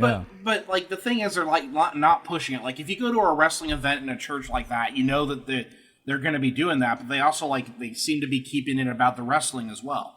Yeah. I mean, if it was like just like, so with the way when you read this kind of summary, it made it sound like, they did a prayer up front, but then during the wrestling, it was just wrestling. Oh, no. Somebody said it's kind of weird when we do when we're doing the baptisms between rounds. Oh, again, that is not anything unusual in wrestling history. Yeah. No. It's I don't know. The baptism by fire, brother. And a literal baptism. Yeah. Oh, man. Can you imagine a cage match for the Lord? I mean, I would watch it and I would be entertained. Sure. Maybe, okay, they should have a match with, a wrestler dressed up as Jesus and a wrestler dressed up as Satan. Y'all. No, what you do is you book it as a passion match and you have to lash your opponent to a cross. Yes. Y'all. Yeah. If the championship belt is not called the Bible belt, what are we even fucking doing? I am very disappointed if that's not true. I'm just thinking of the storyline potential. You have your Jesus wrestler. He takes a fall during the match, and then like 3 days later he rises again. he has a tag team partner, and he's betrayed by him. Yeah. Oh yeah. Again, this is not unusual. This would work. John Cena turns heel. Fucking book it. Book it. Yep. Oh, man, that's funny. The only problem is the whole kayfabe of it, so you can't have Satan bumming a cigarette off of Jesus at any point. Yeah, they can't be seen being They have to keep them separate. Friendly. They have to arrive in separate cars and everything. Mm-hmm. Yep. Yeah. Oh, man. God, I didn't even think about the implication of kayfabe in church wrestling. That's not so much a thing anymore. But like, I like that idea of like, no, we're gonna play it straight. You gotta do the kayfabe of it. Yep, that's amusing. So you're up on wrestling stuff. Yeah. So I'm not really following WWE because I can't afford it. I've been doing AEW, which I've really been enjoying. Well, all right. That won't bug you about what the fuck happened with John Cena. I don't know. Oh no, the Cena thing is fantastic. Like I still get the news and stuff. You can tell me on Distraction. Yeah, let's talk about that on Distraction Hole a little bit, because I am kind of curious. Like, didn't him and The Rock both turn heel? Yes, it's amazing. Yeah. Okay. I can give you guys some like clips from AEW, some of the cool shit they're doing. It's so much fun. Like, if you guys have access to Max, they're streaming the matches for free. Well, not for free because you have to be on Max, but they're streaming them there when they're airing, and then they have the archives like a week later. It's been great. You know what? I'll tell you what. I'll do that if they bring back Looney Tunes. Fair enough. Yeah. So, Anyway, that's my story. I thought, you know what, we need a feel good story tonight. So I hope I was able to help with that a bit. I do feel good. That's a fun one. Oh man. Oh, they could bring in wrestlers from other leagues like Buddha. Mm-hmm. Oh, that'd be great. Anyway, so it's mine, David. What's your next article there? Well, not to belabor the point, but like also, New Japan Pro. We know that Jesus went to Japan. Oh, that's right. Yeah, that's so they could do a cross promotional affiliation with because he had a Japanese brother. Jesus. Yeah, Wait, what? Exactly. Oh, we've talked about that on the show before, Mike. The fact that Jesus went to Japan and he had a Japanese brother. So wow, he got around. Yeah, North America, Japan. Shit, probably Zeta Reticuli as well. Yeah. And then you could have a masked wrestler, and he could be El Patron. Oh man! Yeah. I want to be a luchador in this, and my name's gotta be El Blanco Nino. I mean, that's where my character's heading on Spooky. Is I want to get Shao like actual like luchador mask. You should another time. No. You can do Kamen Rider or you can be a luchador. You cannot be both. I mean, I have so many personalities at this point. God damn it, David. Anyway, let's move from a feel good story to a feel fucking scared story. God damn it, dude. This one's from CBS News. This is by Kara Tabachnik. Okay. This is filed under crime. Babysitter checking for monsters finds man hiding under child's bed. Okay, you know what? I saw that article. Yeah. Before you posted it apparently because I was like, ooh, I should cover this. Looked at it a little bit deeper. No, that'd be a terrible idea. This is too dark. And then you posted. Yeah. No. You fucker. Yeah. No. There we go. A babysitter in Kansas found a troubling surprise after a child she was watching complained there was a monster hiding. The babysitter found a man hiding under the child's bed after they attempted to show the children there was nothing there. The Marshall County Sheriff's Office said in a statement Wednesday. Could you fucking imagine? Yeah. Just like, oh, kid, the silly kid. There's nothing. Ah! Yeah, I think I would freak the fuck out and like. Yeah. Just a guy under the table, just a guy under the bed looks at you, just goes, shh. Yeah, and then suddenly it's like, hey kids, you're gonna need therapy because you're gonna see a dead body. I was gonna say, yeah. Anyway, because I started blasting, so that's why it came out blasting. God. Quote, she came face to face with a male suspect who was hiding there. The sheriff's office said sheriff's deputies arrived in the home just outside of the city of Great Bend at 10:30 p.m. on Monday after they were called about the disturbance. After the deputies arrived, the babysitter told the deputies that's when the man was was discovered, there was an altercation. The babysitter and child were knocked out during the scuffle, and the suspect fled. You knocked the child out too? He cold Holy cocked the fuck. kid. Yeah. Jesus. Yeah. Fuck this guy. Yeah, no kidding. I mean, that like fight or flight, but you can fight as you flight. So fight for your flight to run away. Right. Yeah. Right. The following day, deputies spotted the man while they were in the area looking for the suspect. He ran, and after a short pursuit, deputies caught him. Martin Villalobos Jr., 27, was arrested and booked in the Barton County Jail on multiple charges, including aggravated kidnapping and child endangerment. God damn. He's being held at a $500,000 bond. Villalobos once lived on the property, the sheriff's office said. There was a current protection order issued against him to stay away from the property. The whole reason I brought this up, number one, just like that whole thing of like, yeah, no, there's nothing under your bed. Holy shit. But yeah, that's a nightmare. That is a modern horror movie. This was literally a scene in Hannibal, the TV series. Oh, wow. Yeah, it is one of the freakiest things I'd ever seen on TV, and like, just this reminds me of it. But wow, ain't that great? Oh, here's the thing. This is how fucked up I am. I like watching YouTube compilations of people finding people who shouldn't be in a place. Oh, I hate those posts on Reddit where it's like, yo, I had to replace my medicine cabinet, and like behind it there was a crawl space, and when I followed it there was a hollowed out room with like fresh food. Well, one of my favorite I saw was in a YouTube compilation where a dude went into his cellar.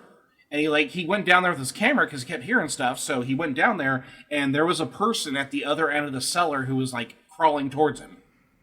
Jesus Christ. And here's the thing. I fall asleep late. Like, I usually fall asleep about, like, 2 in the morning.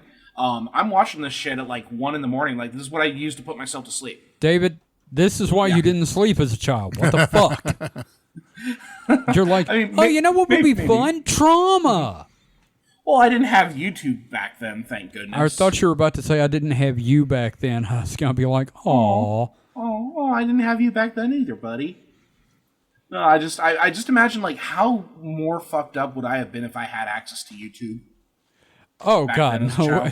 Look, here's the thing, and this is a little bit of a distraction whole thing, but me and one of the managers at work were trying to explain to the film gauge why Faces of Death was such a legend when we were kids. Because of shit like this. It's a thing you use to scare each other. It's like, oh, my cousin watched Faces of Death. I'm going to make you watch it. You know, shit like that.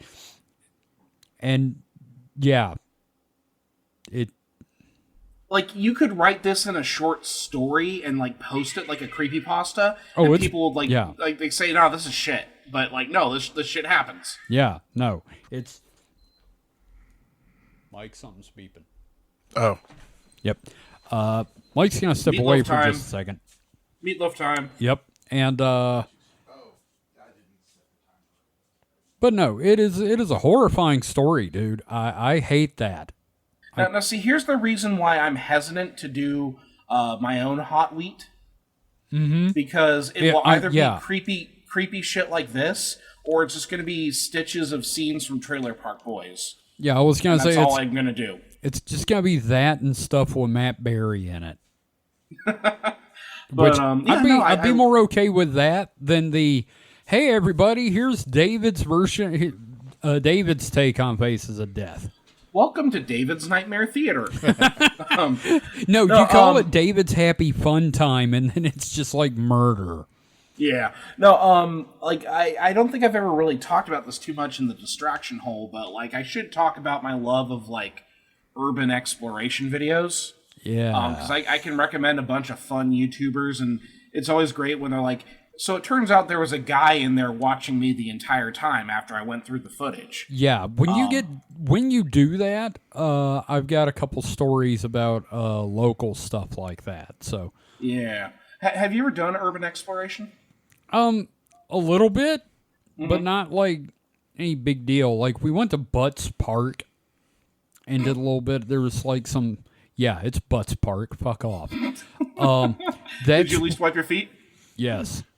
But is that really considered urban? Well, there's like abandoned buildings there. We went inside.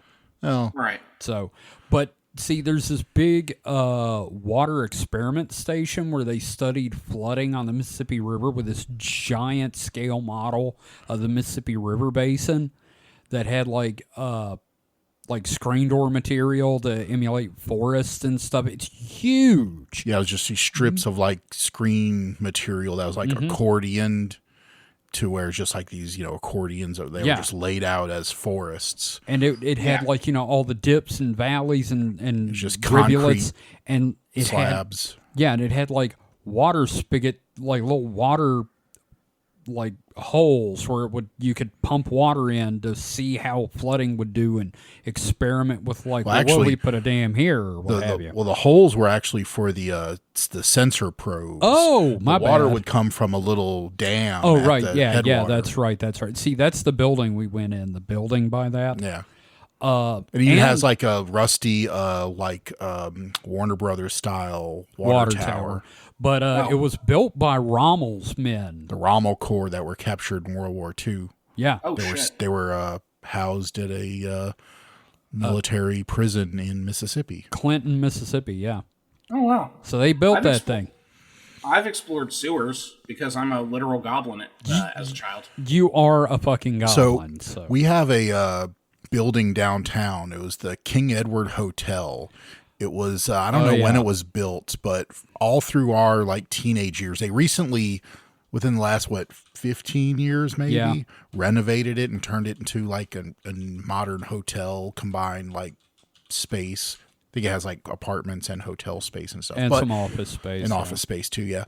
But for all of our teenage years, it was just vacant. I think it closed in the 70s or maybe 80s. And in high school, I knew of a lot of people that went and, went inside of it.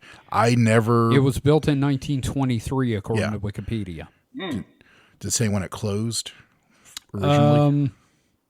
So anyway, you read that. So a lot of kids would go explore it. And of course, it was a haven for hobos, but so they would go in, groups.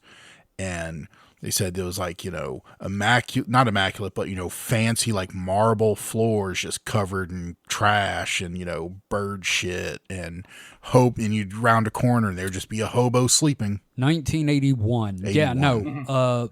Some of her, hey, you know what? We'll talk about this on Distraction Hole because I got like a bunch of stories about that. Anyway. So no one I knew went and said, "Hey, Mike, you should come." So I never got a chance to. Yeah. We'd like hang out in that parking garage a couple times. Oh, yeah. Yeah, but that's different. So, that was terrifying, David. Fuck you. You're welcome. Yep. Nope. Thank you for that. Mike, what's your last one? So before I get on my last one, there's this little thing. Do I want to do that instead? I mean, I have a big story. Well, it's not that big. But where I got... Okay, so what do you want to hear about? Do you want to talk about dark energy or to talk about robot horse? Robot horse. Okay, we'll talk about the robot horse. I'll save dark energy for next time. Yeah, God. Always robot horse. That's a wonderful combination of words. I used to have that toy. Horse! So this week, Kawasaki finally listens to customers and makes the hydrogen-powered robot horse you've been clamoring for. Everything you just said is better than anything we've talked about tonight. From the Autopian, April 7th. So, I mean, I don't want to really read this article all the way through, but basically Kawasaki has unveiled what they're calling the Core Leo, which is this like it says, hydrogen powered. It has hydrogen bottles in it somewhere and a little hydrogen engine that, I guess generates electricity. And here, I'm going to post the link to this article so you can see it. Because it's not really, they call it a robot horse, but I would call it more like lupine or feline because it's it's smaller than a horse. Yeah, sure. But man, is it badass. So it's like if you took a jet ski and put legs on it. Like Ray should be riding this. Yeah, I was going to say they should call it a horse of a different construct. Yeah. It is. Sorry, I just want to go for the joke. It is silver and kind of brown toned with like a little cowl like a jet ski would have in the front. Or a scooter. And little foot peg stirrups on the side. I got a name for it. These are going to show up in a season of a Star Wars show. Which is fine. I have a name for it, though. Slack Beauty. So they showed off a video, which of course is all CGI. They don't have... They seem to not have one that's actually doing everything they want it to do. But they did have one on stage that moved. It didn't walk around, but it kind of moved back and forth, kind of like it was leaning and kind of just, I wouldn't say breathing, but kind of doing idle animations. Mm-hmm.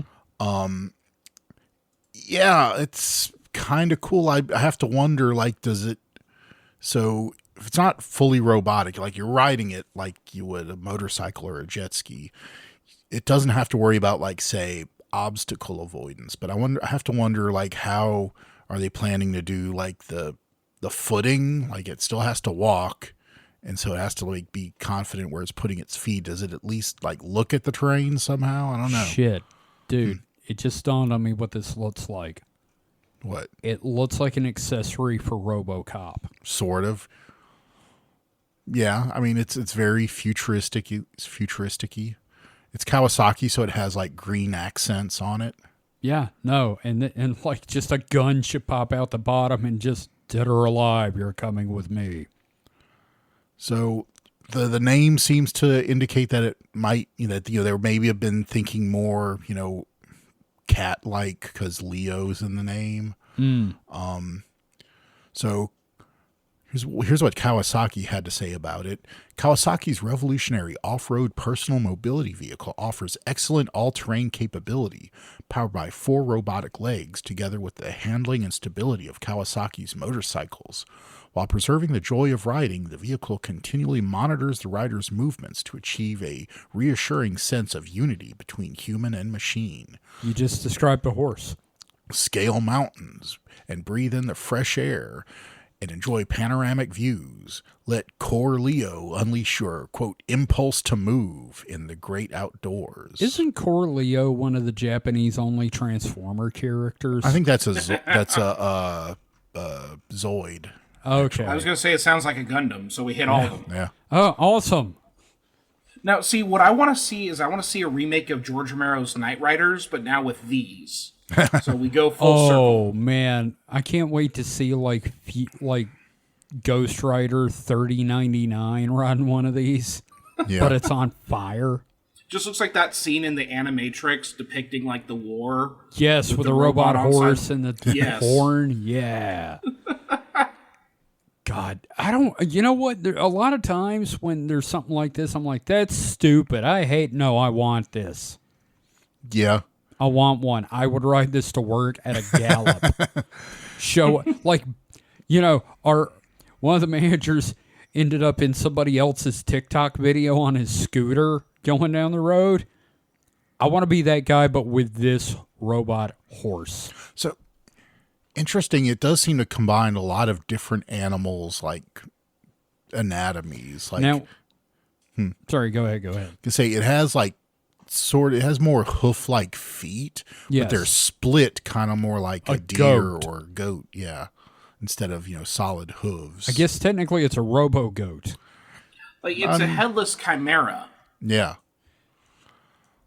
And, Now- and I'm uncomfortable with like the back view of it. It's like it kind of has a butt, not like a real butt, but it's a little rounded Sure. back there. Well, here's the important question, especially since we've now broached the butt subject. Can you fuck it?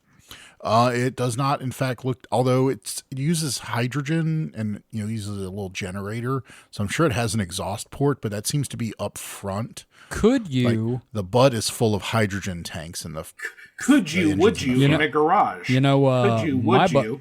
My butt's full of gas as well. yeah, it does store gas in the butt. You tape a fleshlight under that thing, and you've got. Oh yeah, no, some freak's gonna do that for sure. I'm not gonna deny that. Yep. Yeah. Wow, we made it bad, but Yeah. I love this thing. Have you watched the video? No. Like one of the first things posted is Kawasaki's video for it, and you can see video of what they expect it to be doing, like running through the forest and jumping over logs. Okay, it wants scaling mountains. It says click to accept a whole bunch of marketing cookies, so I'll watch later somewhere else. It was just a YouTube video. Yeah, I know, and for some reason it's got a thing on it when I go there. Oh, weird. Anyway, point is, I want the scaling horse. glaciers and jumping crevasses. Crevasses? Yeah. Ooh. Well, that's neat, though. I like it. Yeah. David, would you ride the horse bot? Yeah, I would. I'm also thinking they could update that Flash animation. Look at my horse. My horse That is real. Yeah. This is an amazing horse. It really is. I doubt it tastes like raisins, but Okay. Aaron Apprentice 2330. This is Robo Aloysius. There you go. Okay. Yeah, I like it. I don't say that a lot about the stuff we find, but I like this. Yeah, no, that thing was awesome as shit. Yeah. I hope it becomes a thing because it's cool. It's sci-fi. And it's one of the few things that if it did kill a person, I'd still be like, that's badass. It just does a horse kick and knocks some fucker out. Yep. Where does Why did we go? put that function in it? It knocked his helmet off. He wasn't wearing a helmet. Yeah, that kind of stuff. Well, thank you for that one, Mike. That's awesome. You just know some brony's going to buy one and name it Rainbow Dash. Yeah, I'd name it Aloysius. Yep. What would you name it, David? I don't know. I don't know. I'm not particularly connected to any horses. Maybe like Artax, but then like inevitably I have to like you can't go to a swamp in it. You need the one with 4-wheel drive. Shit, do you think that thing would be able to paddle? I don't know. Mike, what would you name it? Rainbow Dash. Oh, okay. Fair. I was not being like... Oh, you weren't making a joke. That was... Okay. See, my other name... I don't know. What? I can't think of anything else. See, the only other name I could think of to call would be Jack Quaid the robot horse. Yeah. How about C+ biscuit? C:biscuit. Well, I was talking about the language C+. Yeah, I was saying C:, for hard drive. Well. It's a computer joke. Fuck you. I know. Well, guys, this has been good fun. But it is now time for the greatest podcast segment in all of podcast history. That's a tall order. It is time for Phantoms and Monsters Theater. This is getting more self-aggrandizing every segment. Hello and welcome to Phantoms and Monsters Theater. I am Lord Kevin Beef Wellington. Good God, that was loud. Thank you once again for putting up with that. So, we're doing something a little different with Phantoms and Monsters this week because they have something a little different. A lot of times they will have a big, long, stupid-ass story about I done saw the flying lizard man. Mm-hmm. Well, now they have a new type of article, Humanoid Encounter Reports! ! So, I thought I'd start at the natural place one would expect with Humanoid Encounter Reports! Part 3. Because it has a picture of what appears to be a masked gray dressed as a bullfighter. So, these selected reports were forwarded to me by eyewitnesses or provided by the researchers. They detail real-life incursions / encounters by humanoid beings. Cue the Unsolved Mysteries theme. All right. So, The Veiled Stranger.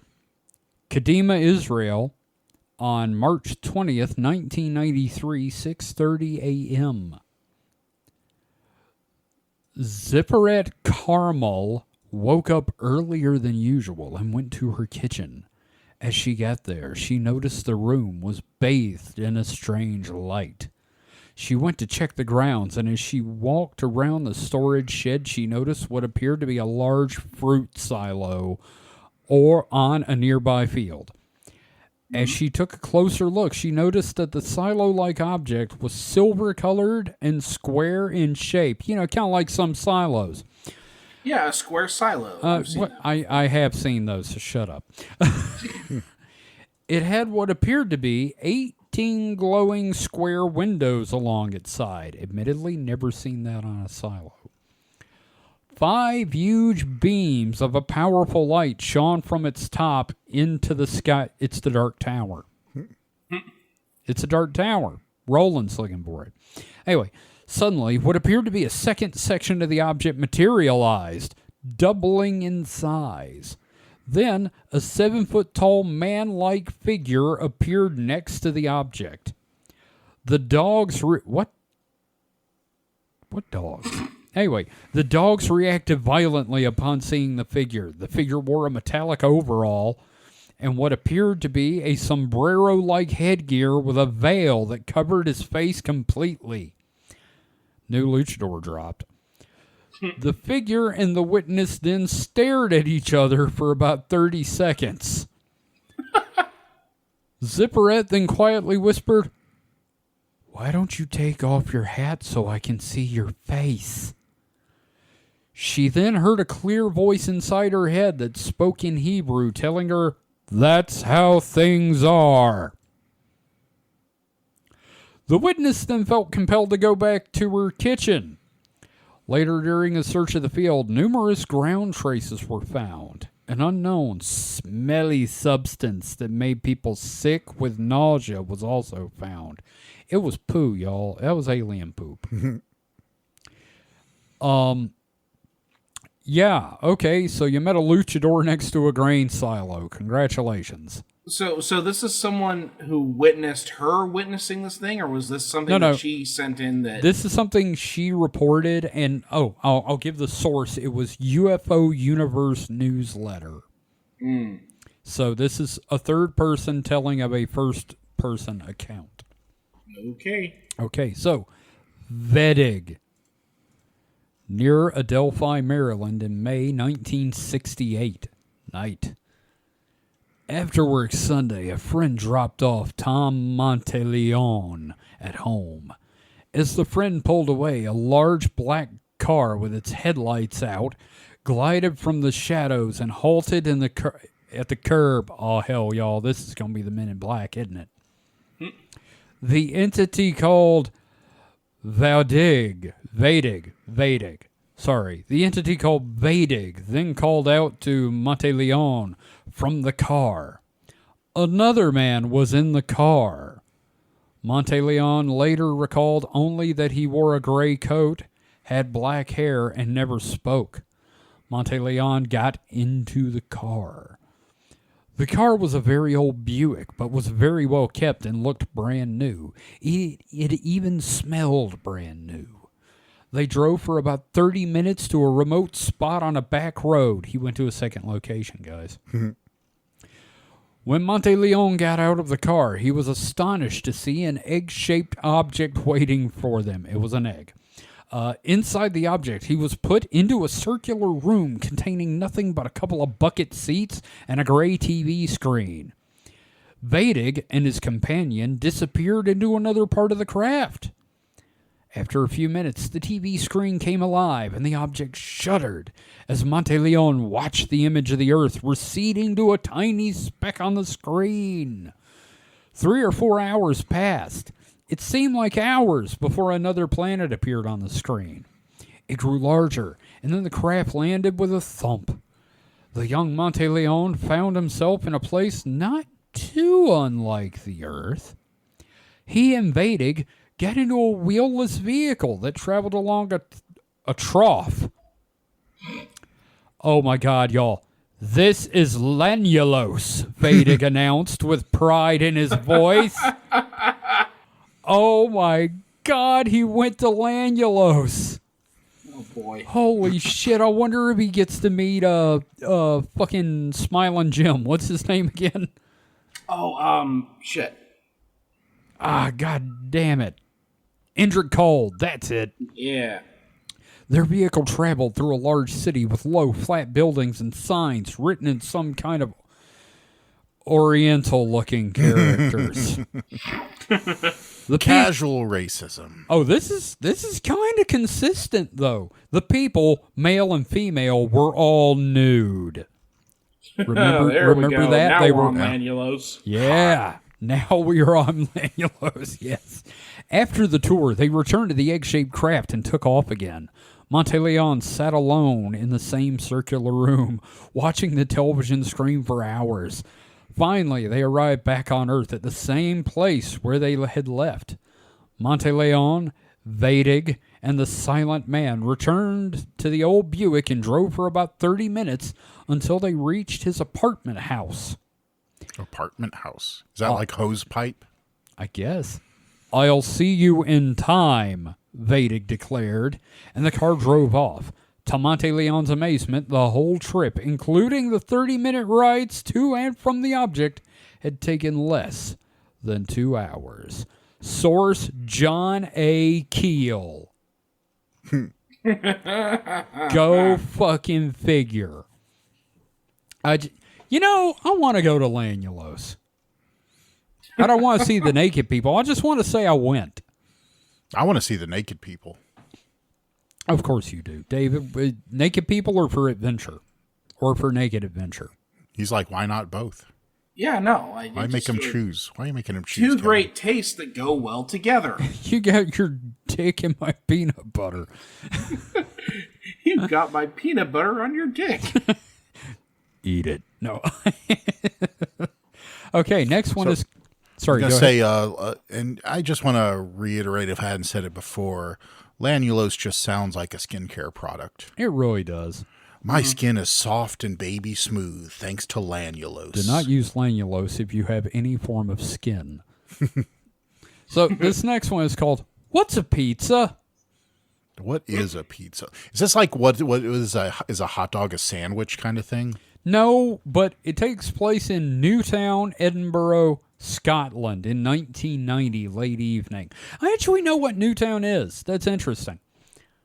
So, a man named Brian Wilson, wait a minute, from the fucking Beach Boys? Shit. Fucking Brian Wilson from the Beach Boys. Okay, no. A man named... Wouldn't it be nice? If we were older. Anyway. God, don't man- sing again. Yeah. That's what my mom said. Oh, shit. A man named Brian Wilson. This got dark. Let me get this first sentence out, God damn it. A man named Brian Wilson was working the late shift one night at a local pizza parlor when a pair of rather small adults who had a somewhat lopsided look about them approached the counter, raised their right hands, and announced, "Hi, we're Americans." What would you like? Brian asked them. They countered, "What do you make?" "Pizzas," replied Brian. "What are pizzas?" inquired the supposed Americans. Okay, now your character sounded like JFK from Clone High there for a second. Okay. What are pizzas? What are pizzas? That's not what you can do for me, but what you can do for my pizza. Anyway, so the couple watched Brian intently as he prepared 2 cheese and tomato pizzas. Fucking boring ass UK food.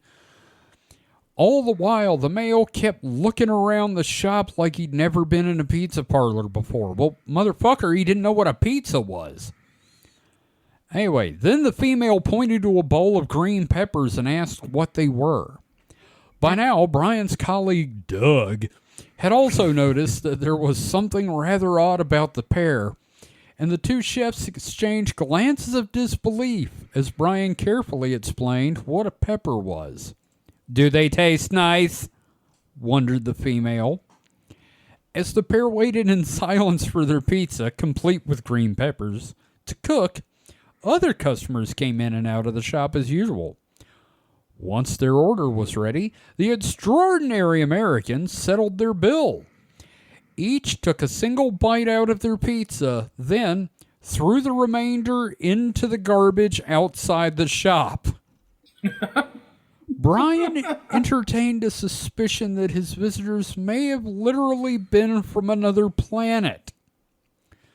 "I had read stories on the subject of aliens masquerading as human beings," he told investigators. "These 2 individuals came across as acting as humans, but not doing a very good job of it." Source, UFO Scotland. And we're going to do one more of these. How's that sound? Well, I do have an important question. Oh, what's that? All right, so you've been asked by an alien to, they want you to give them what you think is the best pizza on the planet, or else they're going to, I don't know, atomize us or whatever. Mm-hmm. What pizza? What pizza are you getting them? Okay, I can't eat it because of one of the toppings, but it's going to be like probably pepperoni, mushroom, maybe some ground beef, peppers, and black olives. How about you, Mike? So there's this local chain, Pizza Shack, and it's probably the best pizza I've ever had. They have a barbecue chicken pizza, and it is divine. Okay, yeah, Mike ain't wrong on that one. It is fucking great, and that would be my second answer. And I would eat it more often, except they're also kind of expensive, and I don't really know where the where there's a couple of them, and I don't know where the Pizza Shacks are. So I would have to like plan a whole thing around getting this pizza. Yeah. But luckily, during the holidays, the liquor reps sometimes will bring us food, and they will bring it from there. And they'll bring Pizza Shack from. Now I will say they also have another one that's like just I think it's called the carnivore. Yeah, well, yeah, a carnivore. That's it's typical, all meat. Yeah, I call pizza. it the Noah's Ark. Yes, the 2 of each animal. It's 2 of every animal on it. So love it. Well, it doesn't have chicken, so it's not really Noah's Ark. But you can get them to put that on there. Okay, so this I've always said I wanted to do and have, if I had a pizza chain, it would have a Noah's Ark pizza. Yeah. Now, there's 3 more of these stories, but I'm just going to read this next one as our last one. And the reason being, I'm sure David will get a kick out of it because of the irony. Mm-hmm. Christmas light heads. By Kevin Heyman. Yeah, fuck off. Southern Illinois on May 2nd, 2003, 3:30 a.m. 3 young women returning from a bonfire and party in the countryside had just finished returning some of the equipment and chairs to a shed.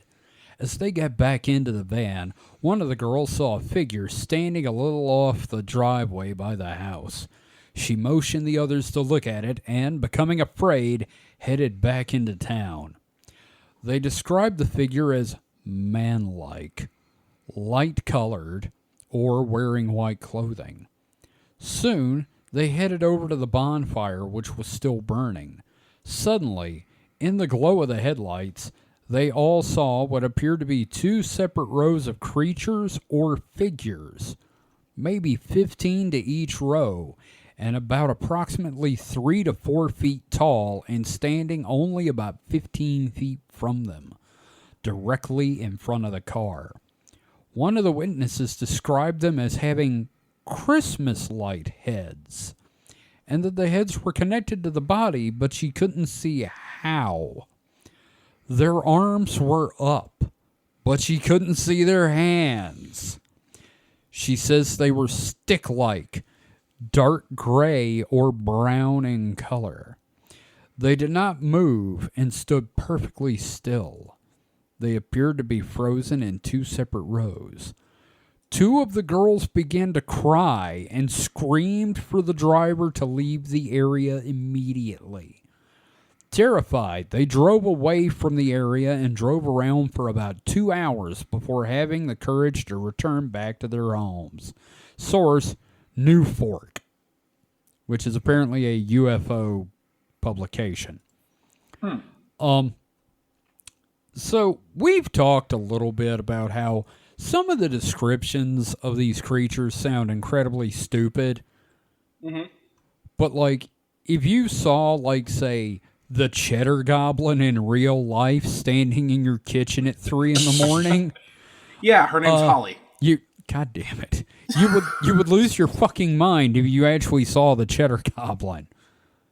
Like, if you walked into your kitchen and standing on the counter just, everything's better with cheddar. I'd run. Yeah, no, absolutely. I'd be terrified. So, yeah, okay, this sounds a little stupid, but, like, if I actually saw that at, like, 3 in the morning while trying to, get out of there, and there's, like, 30 of these goddamn things... Yeah, I'm going to lose my shit. Who wouldn't? Anyone that says they wouldn't lose their shit is full of shit. Yeah, like, Mike, you're a skeptic, but if you saw that shit in the woods... Yeah, no, I would be like, what the fuck? Yeah, nope. In fact, nope, I probably would break harder than, anyone else because, I don't believe in this stuff, so my mind would immediately just, shut the fuck down. We look over and Mike goes, I'm only 3.5 years old. And that is literally Lovecraftian horror right there. Yeah. But whereas, Kevin... You slam the brakes because, like, holy shit, I can't comprehend what this is. Yeah. Yeah. I'd probably get eaten because I'm sitting there trying to, like, logic out what the fuck's going on. Now, you were saying something about me, Mike. I was going to say, you and David, with your more accepting of, possibilities, would probably be better off. Actually, Get a nut. no, I'm sorry. My reaction was, do you remember when the ghost screamed in Ghostbusters in the library? Yeah. You remember how Ray ran backwards screaming? Yeah. That's me. Yes, I'm more accepting of the bizarre and the strange and more willing to believe, but I'm also a coward. So we need to factor that in. But, David, how would you react? Would you, freak out? Would you try to figure out what you're seeing?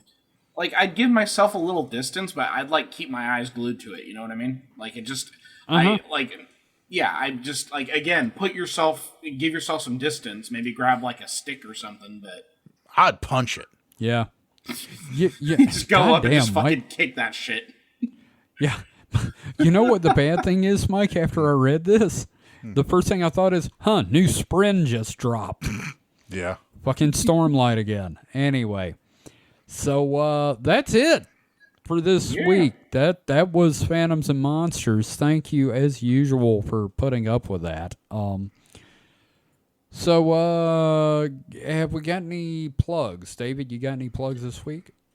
Yeah, I'm doing a special little thing on my website right now. It's April Showers May Bring Florarins.